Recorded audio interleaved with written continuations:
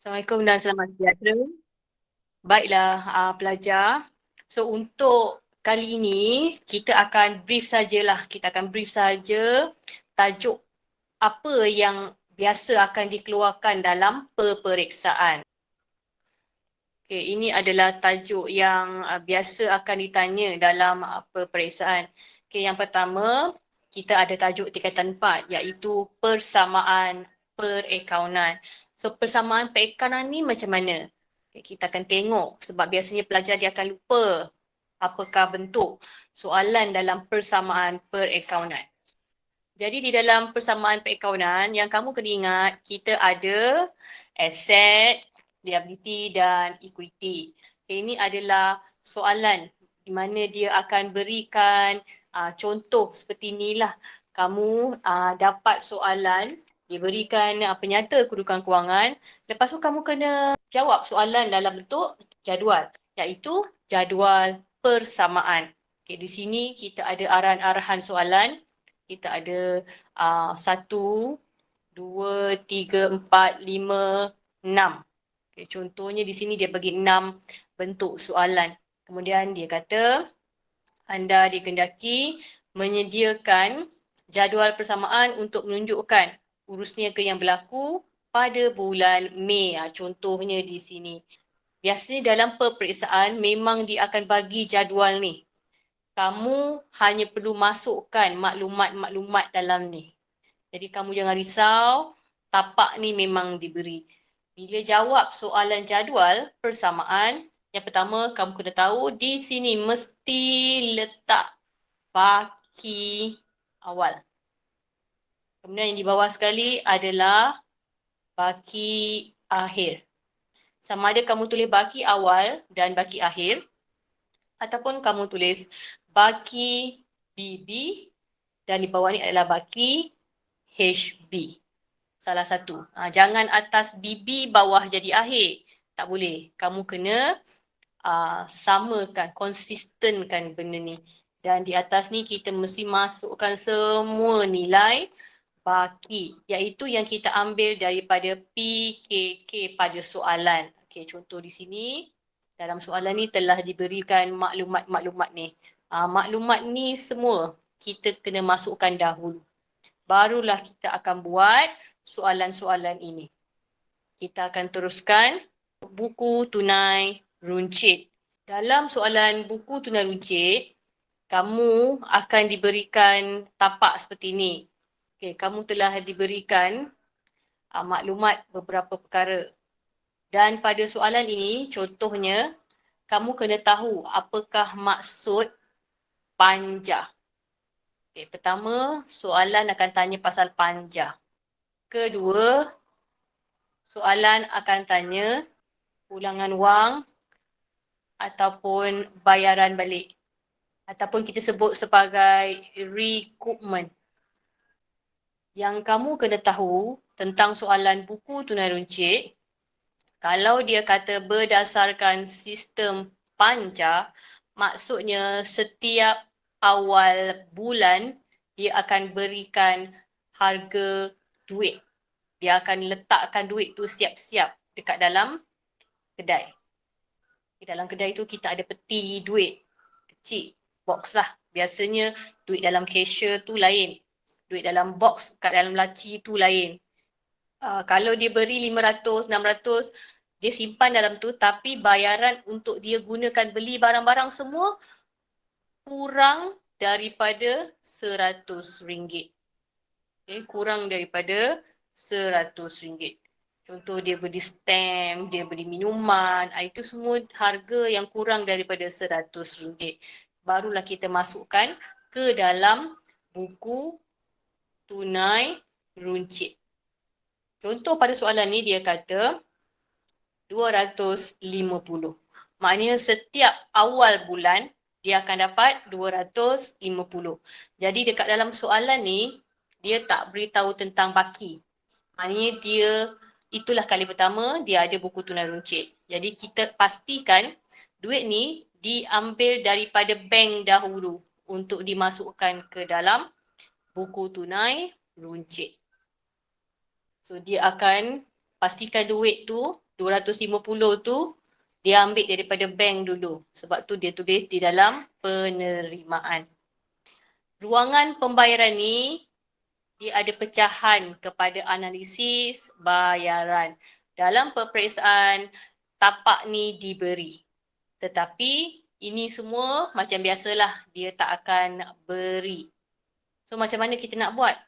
Dalam soalan, biasanya dia dah beri siap-siap. Lajur, alat tulis, belanja perjalanan, belanja pejabat. Jadi kita pun tulislah siap-siap. Okay, tuliskan siap-siap di dalam ruangan analisis. Ruangan analisis ni adalah pecahan daripada pembayaran, bukan penerimaan. Jadi janganlah isi maklumat dekat penerimaan, tiba-tiba muncul pula dekat pembayaran. So salah. Dan kalau kamu lihat semua nilai-nilai dalam pembayaran ni adalah nilai yang kurang daripada 100. Ini baru 17, ini baru 25, baru RM2, 60, 63, RM5. Contoh dalam soalan ni, dia kata beli mesin pencetak. Beli mesin pencetak ni, sah-sah mesin pencetak ni adalah lebih daripada RM100. Jadi tak boleh masuk dalam buku tunai runcit. Itu kamu kena ingat. Dan akhir sekali, semua barang-barang yang telah digunakan ni selepas dimasukkan ke dalam ruangan analisis, kita kiralah semua sekali berapa. Dapatlah 172. Jadi duit asal kita ada 250. Tapi dah bayar macam-macam 172. Maka baki yang tinggal berapa? So kita buatlah sama dengan ni dan kita kiralah baki dia RM78 dan RM78 ini dibawa turun ke bawah. Dan bila dia kata pembayaran semula wang, yang nombor 2 ni, pembayaran semula wang ataupun pembayaran balik ataupun recoupment, jadi kita mesti top up semula duit supaya kedua-dua ini bila ditambah kita akan dapat baki asal iaitu 250 untuk digunakan pada bulan depan. Kalau macam bulan Jun, dia mula dengan 250. Dia nak masuk bulan Julai, dia akan top up balik duit supaya tambah dengan baki yang bulan lepas, dia akan dapat balik nilai yang sepatutnya sama berdasarkan sistem panja iaitu 250. Ini adalah contoh untuk buku tunai runcit. Okay. Seterusnya. Pelarasan ni ada beberapa jenis. Biasa yang kita dengar, yang pertama, biasa yang akan ditanya adalah tentang hasil dan juga belanja. Ataupun kalau kita lihat, semua yang pra dengan belum. Ini kita kena tahu. Okay, pra ada 2, iaitu belanja, pra, bayar. Satu lagi, hasil pra terima. Hasil pra terima ataupun nama akaun yang betul kita akan sebut sebagai hasil belum terperoleh. Okay. Pra ada 2. Satu pra bayar, belanja pra bayar. Yang kedua adalah hasil pra terima. Hasil pra terima sama dengan hasil belum terperoleh.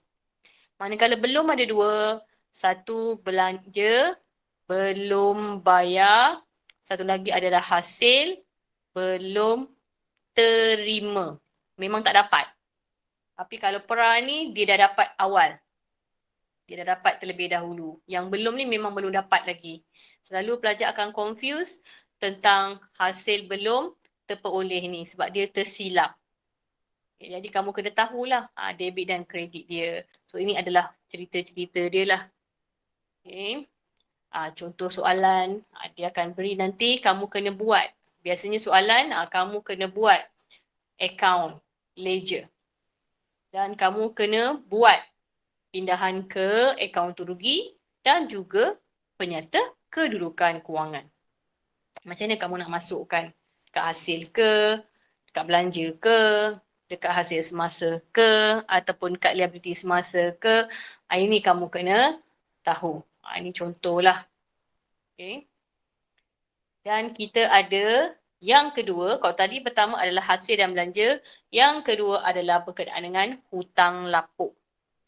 Hutang lapuk ni adalah hutang yang tak akan dapat dikutip. Sebab apa? Sebab mungkin orang tu dah bankrupt ataupun dah mati, saudara mara pun kita dapat jumpa, dah tak dapat kontak balik, tak dapat kutip duit-duit tersebut. Dan kita ada juga hutang lapuk terpulih. Maknanya tiba-tiba ada saudara mara dia datang nak bayar hutang yang lama-lama atau daripada hutang si mati ni lah, ataupun tiba-tiba kita dah jauh, tiba-tiba kita jumpa, oh ada buku akaun, kita ada hutang dengan orang ni, so kita akan settlekan hutang dulu. Bila dah settlekan hutang tu, namalah sebagai hutang lapuk terpulih. Seterusnya kita ada peruntukan hutang ragu. So apakah hutang ragu? Kita ragu-ragu sama ada kita punya customer, dia beli barang banyak, lepas tu dia tak bayar. Bila tak bayar sampai hujung tahun, kita rasa dia mampu tak bayar habis. Adakah daripada RM1,000,000, semua pelanggan kita hutang ni, semua sekali ada dalam RM1,000,000 contohnya. Daripada RM1,000,000 tu, adakah kita dapat kutip semua sekali? Daripada RM1,000,000 banyak-banyak sangat. Okey, daripada RM1,000, semua penghutang-hutang kita ni, hutang kita, semua pelanggan kita hutang kita, bila kita campur-campur dapatlah RM100,000. Jadi daripada RM1,000 orang berhutang dengan kita ni, agar sini kita dapat kutip tak semua tu? Mungkin ada tak dapat kutip RM100, mungkin ada yang tak dapat kutip lagi pada pelanggan-pelanggan ni mungkin ada dalam RM200. Duit yang tak dapat dikutip itu adalah hutang ragu. Jadi kita memperuntukkan ataupun kita menganggarkan berapakah hutang yang tak dapat dikutip. Okay, jadi ini merupakan satu kerugian lah dan kita kena kira. Biasanya hutang ragu ni kita akan kira sama ada dia bertambah ataupun dia berkurang dan kita akan lihat. Kemudian kita ada susut nilai. Susut nilai ni barang-barang, aset bukan semasa.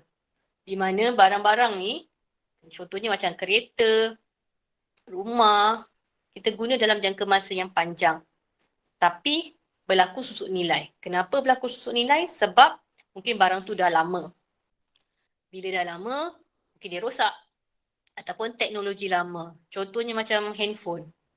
Zaman dulu punya handphone dengan zaman sekarang punya handphone tak sama.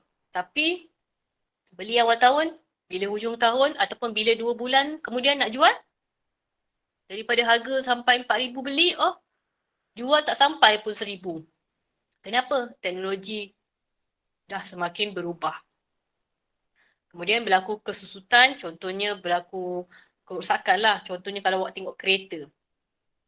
Orang beli kereta baru, bila jual adakah kita akan jual dengan harga yang sama? Tidak. Sebab apa? Tayar pun dah haus, dah rosak. Okay. Satu lagi peredaran masa. Dan kita akan tahulah susut nilai ni dia ada 3. Pertama, kaedah penilaian semula. Kedua, atas kos. Dan yang ketiga, baki berkurangan. So, itu adalah berkenaan dengan susut nilai. Dan ini semua adalah pelarasan pada tarikh imbangan lah. Dan kamu kena tahu, berkaitan dengan pelarasan pada tarikh imbangan ni, dia akan tanya soalan ni dalam soalan 4, 5 atau 6. Mungkin kamu kata kamu tak nak jawab soalan ni macam susah. Tapi soalan ni sebenarnya juga dia adalah terlibat dalam penyata kewangan, iaitu dalam maklumat tambahan. Kalau kamu tengok dalam maklumat tambahan, ini adalah kita punya akaun perdagangan untung rugi. Okay. Ini bentuk penyata, tadi tu bentuk T. Kita akan carilah untung bersih, rugi bersih. Okey, ini pula penyata kedudukan kewangan. Kemudian, kalau kamu lihat pada soalan, ini adalah soalan diberikan kamu imbangan juga dan kamu kena buat semua maklumat tambahan ni. Dan apa yang ada dalam maklumat tambahan ni, semuanya adalah pelarasan. Jadi kamu kena kuat juga. Walaupun soalan ni ditanya dalam maklumat tambahan, berkemungkinan dia akan tanya lagi sekali di dalam soalan pilihan. Soalan peralasan ni banyak bahagian maklumat tambahan ni sebab dia terlalu banyak kebat dia. Ini adalah contoh soalan lah. Kemudian dia beri soalan kena buat akaun perdagangan dan untung rugi. Kemudian kita ada pembetulan kesilapan. Pembetulan kesilapan masih lagi tajuk tingkatan 4. Sama juga, soalan pembetulan kesilapan disuka tanya di dalam soalan pilihan. Awak kena tahulah soalan pilihan kita ada 4AB, 5AB, 6AB. Ataupun mungkin 4, 5, 6. Kita tak tahu macam mana soalan SPM ni dia nak beri macam mana, pecah-pecah ke tidak. Dan mungkin juga soalan pembetulan kesilapan dia akan keluar pada soalan 1. Soalan 1, 10 markah tu, mungkin dia akan bagi satu soalan, lepas tu dia suruh kamu buatkan pembetulan kesilapan. Yang mana nak betulkan? Yang mana debit, yang mana kredit. Kamu kena buat. Ataupun mungkin dia akan tanya, soalan ni ada kesilapan. Okey, nyatakan apakah kesilapannya. Kesilapan menghitung, kesilapan ketinggalan, kesilapan catur catatan, kesilapan amount, kesilapan ketinggalan catatan urus niaga, kesilapan imbangan, terbalik, semua kita kena tahu. Kalau macam ni, dia kata ada kesilapan di mana jualan dan pulangan jualan terkurang 680. Jadi macam ni kita nak buat. So jualan kita akan tambahlah 680, pulangan jualan pun akan tambah 680. Kita kena tahu dia punya pergerakan tu. Ini ada contoh-contoh yang lain lah. Dia beritahu salah debit kredit ke apa ke. Kemudian dia suruh kita buat. Buat apa? Mungkin dia suruh kita sediakan journal. Bila pembetulan kesilapan, tanya pasal journal, confirm journal bukan journal lain. Kemudian biasanya kalau dia beritahu tidak perlukan keterangan, tak payahlah buat keterangan. Sebab dia ada had markah dia lah. Tapi praktis, kita buat saja keterangan. Kemudian di sini dia kata kena sediakan penyata dan sebagainya. Kemudian disuruh buat semula penyata kedudukan kewangan. Ini contoh bentuk-bentuk soalan lah. Mungkin ada setengah soalan dia hanya suruh buat catatan jurnal saja ataupun mungkin dia suruh nyatakan yang mana perlu debit, yang mana perlu kredit. Cakap macam ni je. So terus beritahu jawapan. Kamu kena alert. Jangan tersilap. Okay, ini adalah bahagian pembetulan kesilapan.